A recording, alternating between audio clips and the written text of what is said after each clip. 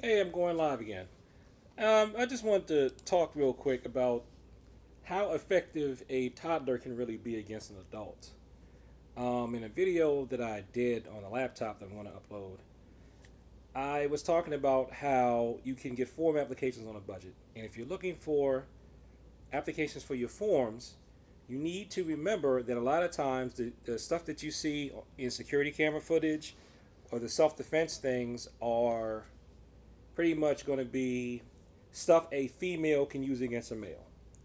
So even though a male is bigger and stronger, they still have a closer relative size than the difference between a child and a fully grown adult male. So you should really keep that in mind if you want to look around for things that you can use for self-defense. If you're looking for self-defense techniques that'll work with kids, you're going to have to really look at things that are specifically not designed for children.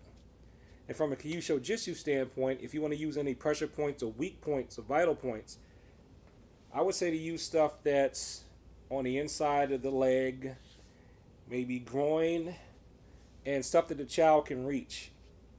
Maybe the short ribs, but I really don't think a really small child is going to be able to do anything to an adult's body. At best, they may need to find a way to get a child to bend down. To get an adult to bend over or bend forward, or when the adult lunges for them, they can hit the person in the eye or something like that, maybe in the throat. But still, you're going to have to accept some limits when it comes to self-defense. And what I was told when I went to my first Kyuso Jitsu seminar was that you pretty much wouldn't expect a child under 7 years old to be effective with those techniques.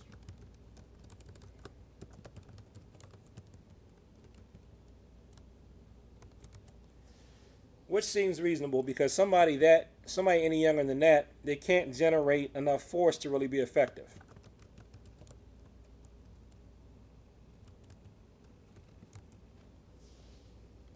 So that's your dilemma. And that being said, before I get into why, or let's look at it like this. If I'm saying that a child really can't do much against an adult, what would be the point of putting a child in self-defense or martial arts if they're not going to be able to beat an adult with it? Well, it's still good for coordination, for confidence. It can help correct some problems and help them meet developmental goals that they need to meet physically. It can help with neurological problems. Martial arts can help with things like autism. It's fun, and it will help them be able to defend themselves against other children. Children who are more likely to bully them.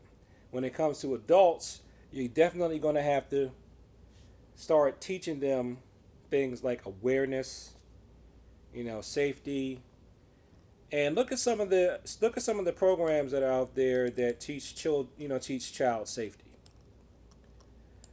Now, all that being said, there is one point that I've found that does work for little kids. A 3-year-old, I've never gotten a 3-year-old to do it, but I did get a 4-year-old to do it once on me, and it really hurt, by the way, too.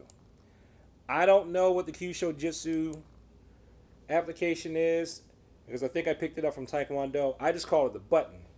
And it's this part right here on the wrist that I'm pointing at, right on the side of the wrist.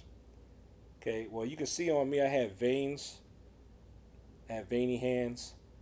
Right where this vein runs right over here, you can hit that or hit this little point right here. A 4-year-old hit me on that once when I was trying to get him to, I'm doing a grab, and to get him to hit so they could get me to let go. He hit right in there. I let go, and I bent forward because he came down and key-eyed, and it made me rock forward. So that's one point you can do. Just look up or look at pressure points on the inside of the leg. Now, I saw some stuff on a jiu-jitsu channel on YouTube. I'm going to put a link to their channel in the description below. I think for the most part what they were doing was fine. My only caveat, just like the caveat I always had with any sort of ground training, is I don't believe in forcing yourself to go to the ground outside of sparring. I believe you have to keep in mind for self-defense that it's good to be on the ground, but you only want to use your ground techniques if you happen to fall, or if you're trying to restrain someone that you don't want to hurt that much. And in the situations that we're talking about, we're not expecting a child to have that kind of mercy towards an adult. So there you go. So we got this part right here I call the button. They can do that with their down block or even with an open hand chop. I'm not kidding. A 4-year-old and up can make that work.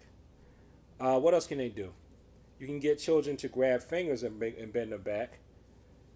But even some of these 3-year-olds probably would have trouble grabbing one of my fingers and trying to bend it back. I could kind of worm my way out of that. So I tell little kids to bite, scream, scream really loud. Imagine aiming to scream at the adult's ears. If they pick them up and bring them, and they're dumb enough to bring them to the face, the headbutt at the face, because children have larger heads.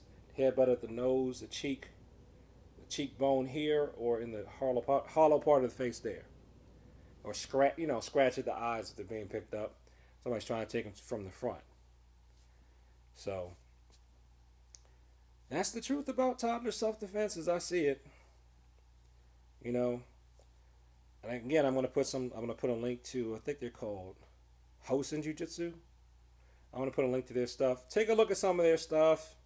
Where they're telling you to go to the ground, I wouldn't recommend just jumping to the ground. Just do that if the child falls, then they can practice kicking too, because you still should be able to fight on your feet and on your back, from whatever position you're in. So what else did I want to say about toddler self-defense? That's pretty much it. I mean, we adults, we're in charge of the children. We have to watch them. And see, now the cool thing is, if you get them started in martial arts early, and you keep them in martial arts early, when they get to be about 8, 9, 10 years old, they can actually do some damage, because it would catch a predator off guard that one of those kids will be able to hit. I got a girl that's turning 10 that actually hits pretty hard. She can really generate some power. But she's been doing it since she was, 4. So she's already got 6 years in. And she's not a black belt. I do think she would be a black belt if she was under some other systems, but I'm just not going to give it to her. She's already high enough rank as it is. I'm just not going to give it to her. And quite frankly, I don't even think she would believe in it. So that's all I got for this video. If you know of any good toddler self-defense techniques or techniques for small kids, please put links below the video. Eventually, I think I may create a product for it, for things that the small people can do to keep themselves from being abducted. I'm going to have to scour what other people have put out there and see if what I'm doing is even worth it, or not, make sure that I'm not just being super redundant guy.